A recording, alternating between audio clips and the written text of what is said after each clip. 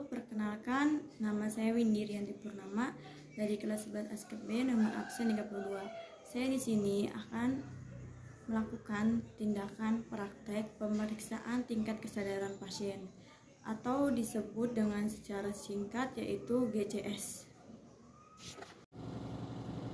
Nah, di sini saya sebagai perawat Windy akan menjelaskan terlebih dahulu tentang pengertian pemeriksaan tingkat kesadaran pasien GCS atau Glasgow Coma Scale.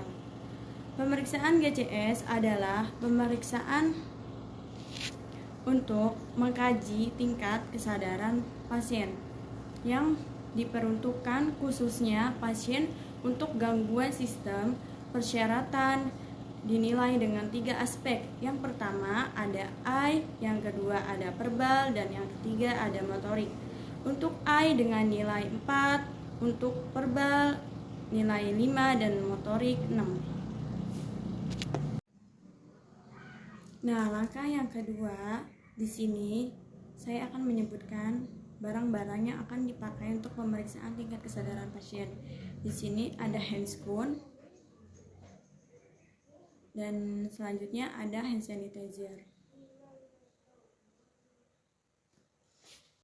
Nah, untuk langkah yang ketiga kita melakukan tindakan mencuci tangan, yaitu pakai hand sanitizer. Kita tuangin dulu hand sanitizernya. Nah, pertama kita usap-usap tangan kita bersihkan jarinya, sela-selanya. Nah, sekarang kita kepet tangannya, ini ya, kita bersihin kuku, kita tuangin airnya, bersih. Nah, langkah selanjutnya habis kita mencuci tangan dan langkah, kita memakai handscoon untuk menghindari bakteri-bakteri dari pasien. Kita pakai handscoonnya dulu ya.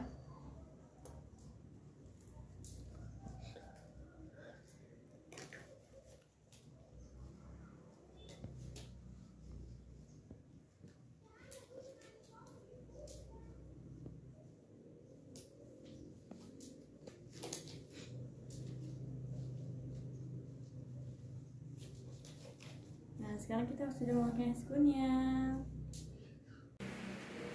Assalamualaikum. Waalaikumsalam. Permisi, apakah benar ini Tuan Adit? Ya. Umur 30 tahun? Ya. Dan agamanya Islam? Ya.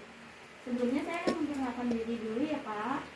Perkenalkan, nama saya Windy Rianti Purnama, suster dari RS Berpanjang. Saya di sini akan melakukan tindakan pemeriksaan tingkat kesadaran pasien Bapak. Normal atau tidak? Apakah baru bersedia? Langkah pertama awal pemeriksaan, respon membuka mata. Skor 1 untuk mata tidak terbuka meskipun diberikan rangsangan. Skor yang kedua, untuk mata terbuka ketika diberikan rangsangan nyeri. Untuk skor ketiga, untuk mata terbuka ketika diberikan respon suara atau diperintahkan membuka mata. Pak. Skor keempat, untuk mata terbuka dengan spontan. Pak.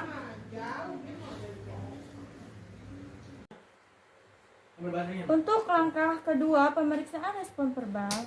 Untuk nilai verbal skor 1, ketika dipanggil si Bapak tidak bersuara sama sekali atau tidak respon.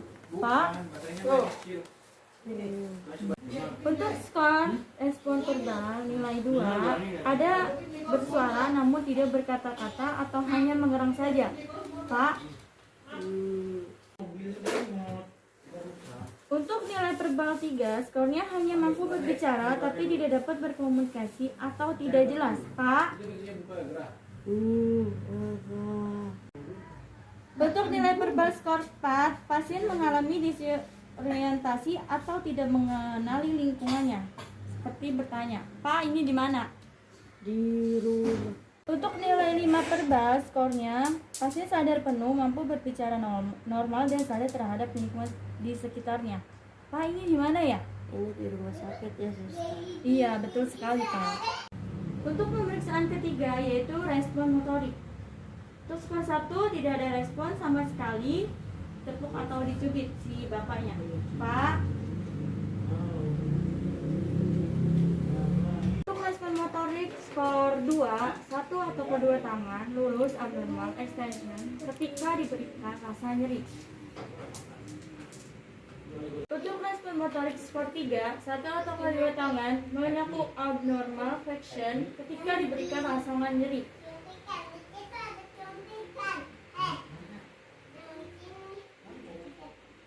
Untuk respon motorik keempat, dapat menghindari atau menarik tubuh menjauhi stimulus ketika diberi rasa nyeri. Untuk respon motorik skor 5, dapat menjangkau atau menjauhkan stimulus ketika diberikan rasa nyeri.